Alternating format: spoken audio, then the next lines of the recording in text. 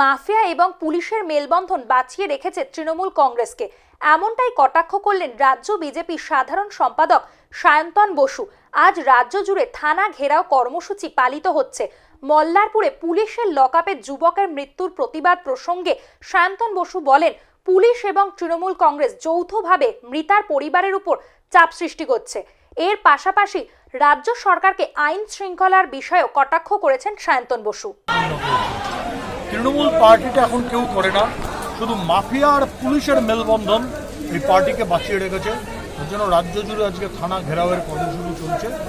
আমি বড়বাজার থানায় এসেছি। পরিষ্কার ভাষায় বলছি, এটাই হচ্ছে পুলিশ আর তৃণমূলের যৌথ প্রেশার। তাতেই প্রমাণ হয় পশ্চিমবঙ্গে আইন শৃঙ্খলা নেই।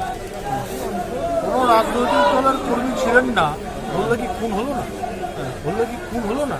ভারতীয় জনতা পার্টির কার্যকর্তা ছিলেন, আমাদের কাছে প্রমাণ হচ্ছে। আমি সেই প্রশ্ন কিছুক্ষণ জন্য ভুলে যাচ্ছি। তাদের কি যদি কর্মী না থাকেন তার মানে খুন করার অধিকার হয়ে গেল? পুলিশ খুনিদের বিরুদ্ধে কী ব্যবস্থা নিয়েছে? তৃণমূলের লোকজন খুন করেছে, এটা তো অস্বীকার করা যায় না। বাংলায় সাধারণ মানুষ খুন হচ্ছে। আমি বিজেপি ধরুন তর্কের খাতিরে একদম মেনে নিলাম, কেউ বিজেপি করে না। 125 জনের একজনও বিজেপি কার্যকর্তা নয়, কিন্তু মানুষ তো খুন হচ্ছে।